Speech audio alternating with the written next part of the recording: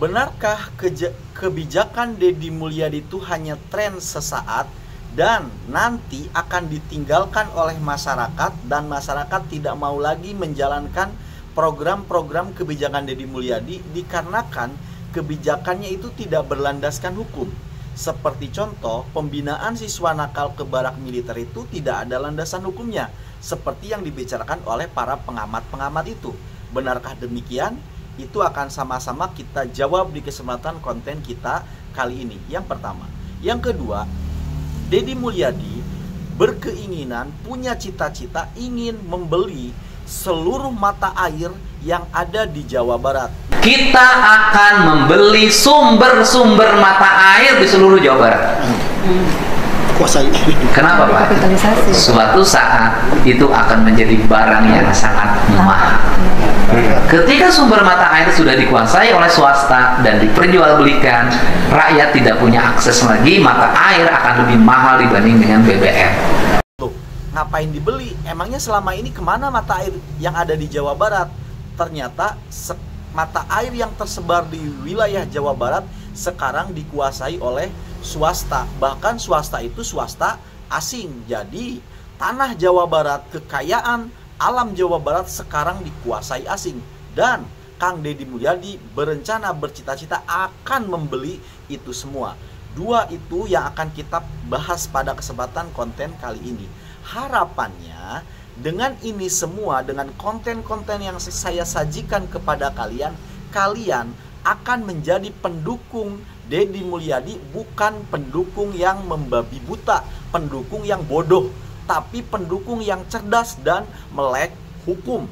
Harapan saya begitu. Artinya kamu tuh yang cerdas gitu loh. Kalau mendukung seseorang, mendukung pemimpin itu dukung, tapi kamunya juga harus cerdas gitu loh, memahami dasar-dasar hukumnya. Oke, kita mulai dari yang pertama. Apakah kebijakan Deddy Mulyadi yang banyak dikritisi oleh para pengamat itu akan hanya tren sesaat aja?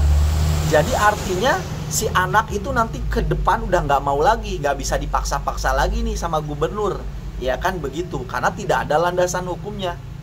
Jangan salah, semua yang dilakukan oleh Deddy Mulyadi atas pertimbangan matang, termasuk juga dalam urusan hukumnya. Apa saja sih Bang dasar-dasar hukum untuk menjalankan program ini? Yuk kita sama-sama belajar dan akan saya bacakan bersama kalian dan kalian juga ikut baca. Yang pertama, yaitu pasal 30 ayat 2 yang berbunyi, setiap warga negara wajib ikut serta dalam usaha pertahanan dan keamanan negara. Itu yang pertama ya. Jadi setiap warga negara, TNI warga negara bukan? Warga negara, jadi punya kewajiban yang sama untuk keamanan dan ketahanan negara. Tawuran itu mengganggu keamanan, jadi itu ya tugas TNI juga gitu loh. Kemudian pasal yang ke-7 ayat 3. Nah ini lebih spesifik nih kalau pasal yang ke-7 ini, yaitu apa? Dalam melaksanakan tugas pokok TNI dapat melakukan operasi militer selain perang, ya, termasuk membantu pemerintah di bidang pendidikan seperti pembinaan bela negara. Jadi di sini di pasal ini nih, ini lebih spesifik lagi karena langsung menuju kepada pendidikan.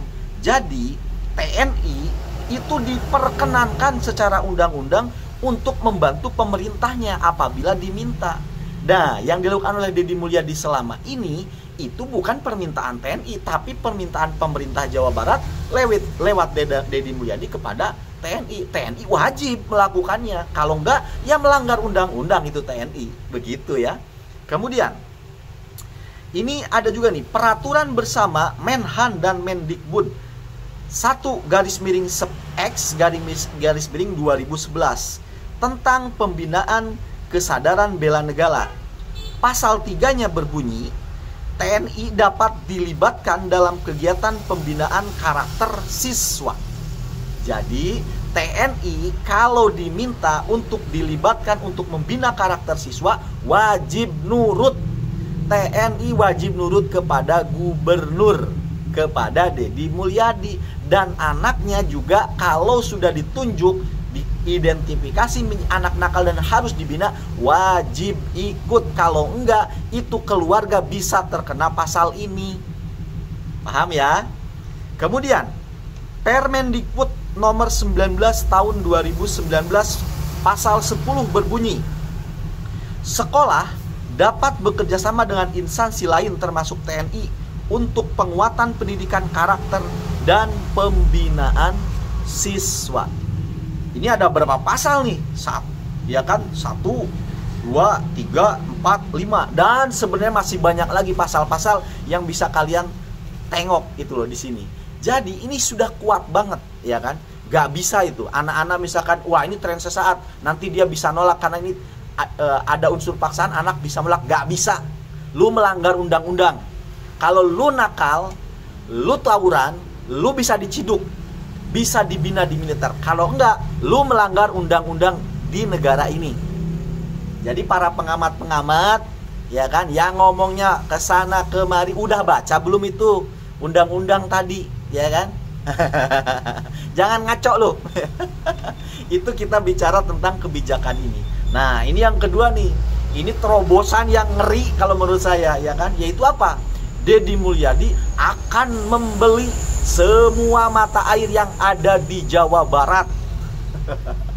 Nah, kan pertanyaannya muncul, loh kok dibeli bang, ya kan? Emangnya selama ini kemana, ya kan? Padahal menurut Undang-Undang Indonesia tahun 1945 pasal 33 ayat 3 berbunyi, tanah, air, serta kekayaan yang terkandung di dalamnya dikuasai oleh negara dan dipergunakan sebesar-besarnya untuk kemakmuran rakyat. Jadi, itu mata air kenapa sekarang bisa dimiliki oleh swasta? Ini pejabat-pejabat sebelumnya gimana? Itu hak rakyat. Kenapa lu jual ke pihak swasta? Itu duitnya terus kemanain itu penjualan mata air itu? Yang beli perusahaan asing loh. Gila, pantesan Indonesia kagak maju-maju. Nah, ini nih Deddy Mulyadi mulai mau gebrakan nih, ya kan? Aduh, baru Jawa Barat aja udah ketar-ketir nih, pantesan banyak yang nyerang perusahaan asing, bos. Waduh, ngeri juga. Oke, kita bacain datanya. Sebenarnya perusahaan-perusahaan apa aja nih yang menguasai mata air di Jawa Barat? Waduh, gila nih. Kita mulai, ada 3 perusahaan. Yang pertama, perusahaan air minum dalam kemasan, AMDK. Kemudian yang kedua, perusahaan properti. Dan yang ketiga, perusahaan industri dan pabrik. Nah, itu loh para penguasa mata air. Ternyata yang di mata air di Jawa Barat yang milikin bukan pemprovnya. Gila, apalagi rakyatnya. Asing, bos. Ayo kita bacain lah ya. 1, Danone, Aqua. Nah, lu tiap hari beli Aqua kan? Nah, ternyata itu hasil ngeruk duitnya ataupun mata airnya orang Jawa Barat lu. Gila. Bertempat di Padalarang, Cianjur. Waduh, gila. Yang kedua, Tirta Investama, Coca-Cola ataupun air minumnya apa? Ades. Siapa yang pernah beli Ades no? Nah, lu lagi minum airnya orang Jawa Barat tuh, gila. Duitnya kemana? Ke Amerika sana, disumbangin kemana? Tahu sendiri yang lagi perang sama Palestina. Gila. Kemudian Le Mineral, gila. Di mana tadi nih Ades ini bertempatnya? Ya, yang penting di Jawa Barat lah ya. Le Mineral. Wah, ini lagi naik daun nih Le Mineral. Ternyata sama, nguras air rakyat yang bertempat di Garut. Gila. Le Mineral itu punya siapa? Mayora. Mayora perusahaan Indonesia bukan? Bukan.